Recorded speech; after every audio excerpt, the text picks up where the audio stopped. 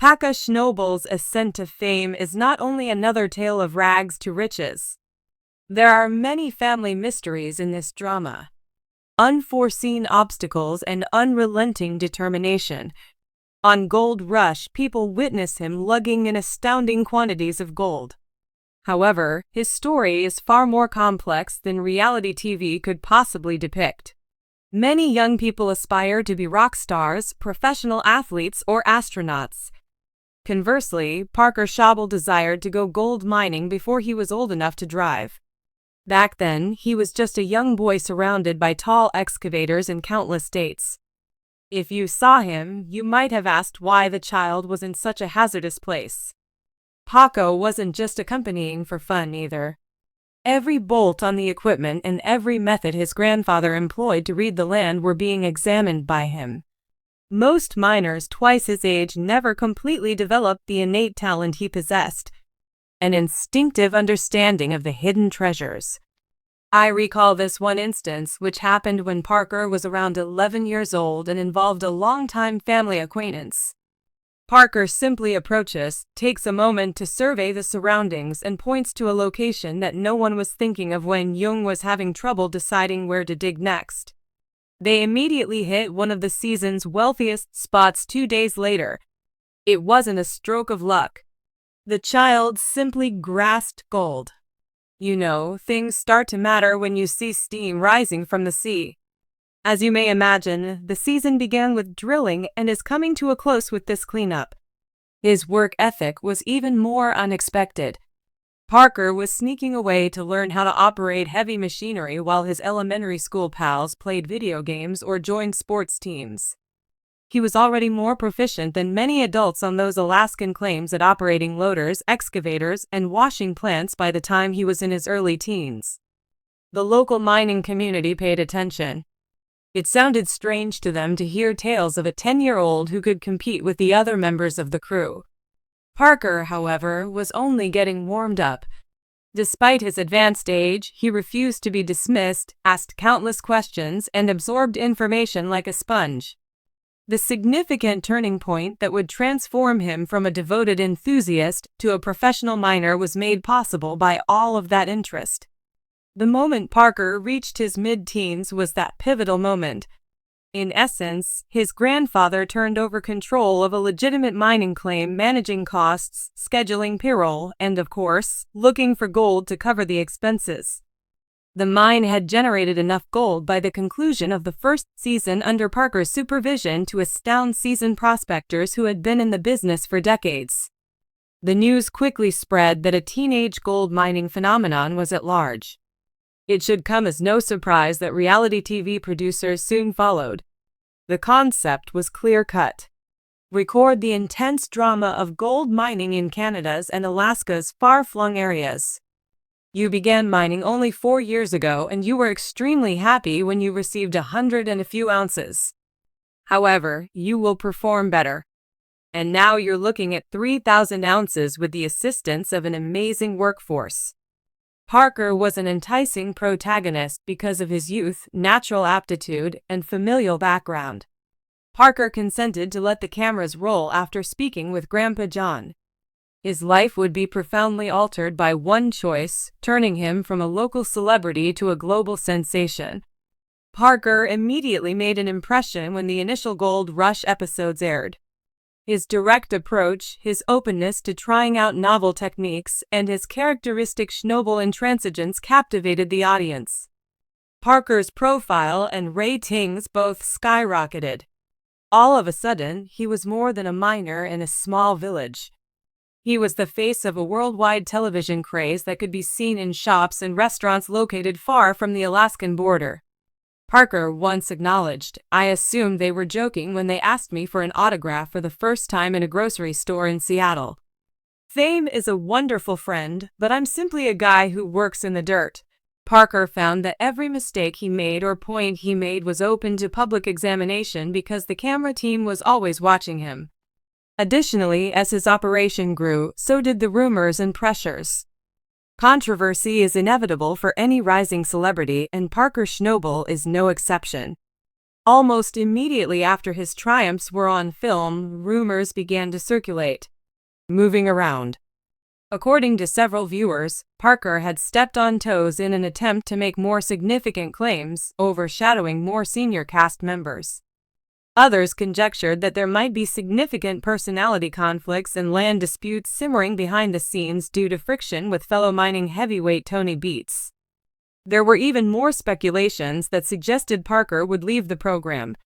Did you simply arrive in the spring and leave us hanging? We recently started suing, Tony. Really?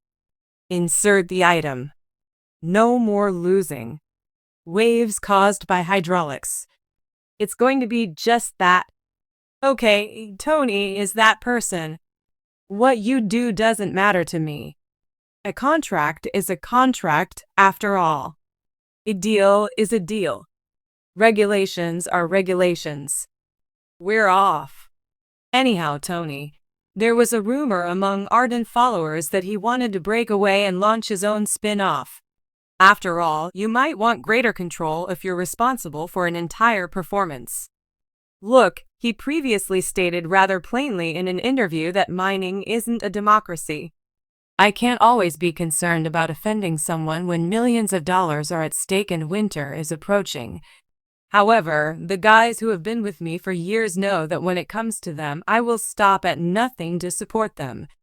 However, controversy increased ratings even if it may have caused some viewers to doubt Parker's character. In addition to watching the gold totals, viewers were interested in Parker's next move and his response to inevitable failures. For Parker, becoming famous on reality TV was only one aspect of the problem. Naturally, the actual money was in the ground. He would invest his revenues in more sophisticated extraction technologies, specialized workers, and larger equipment whenever he came to a new, promising claim. Parker accumulated a vast network of Yukon claims over time.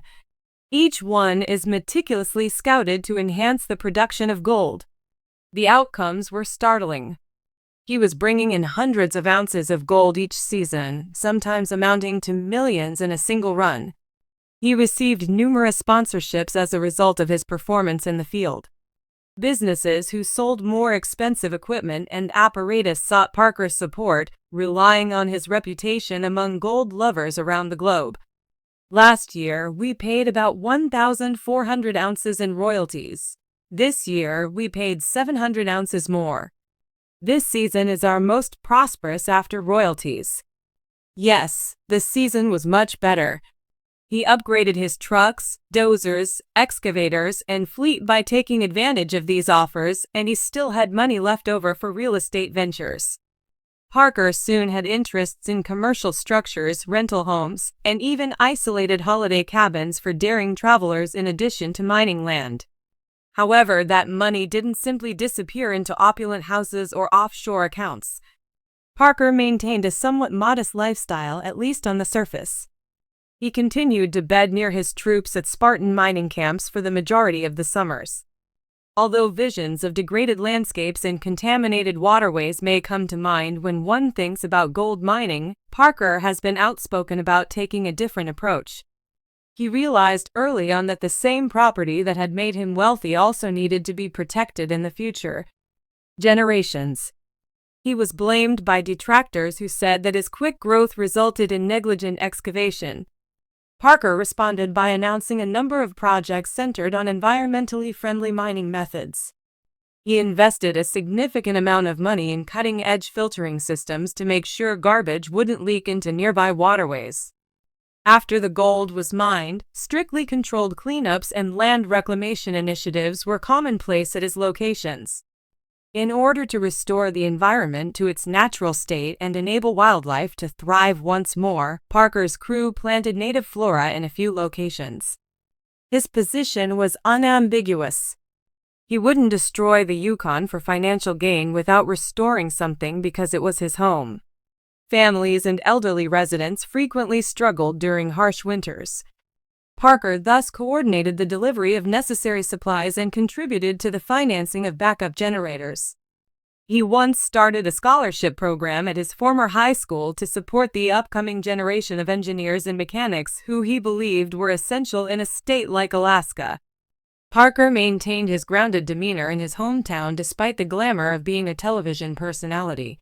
He unexpectedly attended community gatherings, volunteered to assist young people interested in the mining industry, and reminded them that there are other routes to success besides a traditional college degree. People close to Parker maintain that his charity is sincere and stems from appreciation for the area and the people who created him, despite cynics viewing it as a publicity stunt. Given where he has brought me, it's the least I can do, you know. If you wish to determine what is within a hole in the ground, by God's grace, we will go and discover what's in a hole in the ground. It's Grandpa here, Parker Pack. I'm pleased with what you guys are doing when I come up to see it.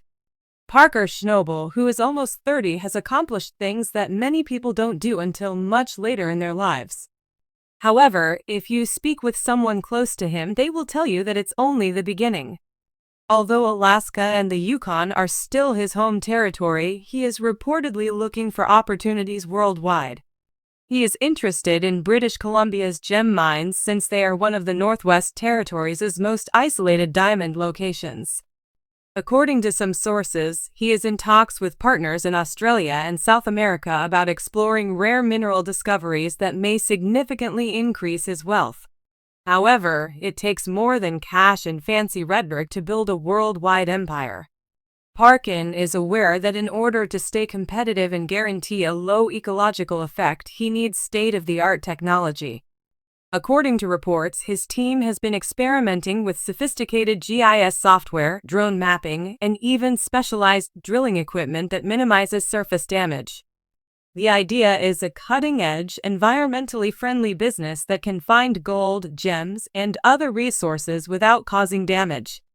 The Schnabel moniker will undoubtedly be engraved into the gold-rich hills of Alaska and the Yukon for years, if not decades, to come if history repeats itself.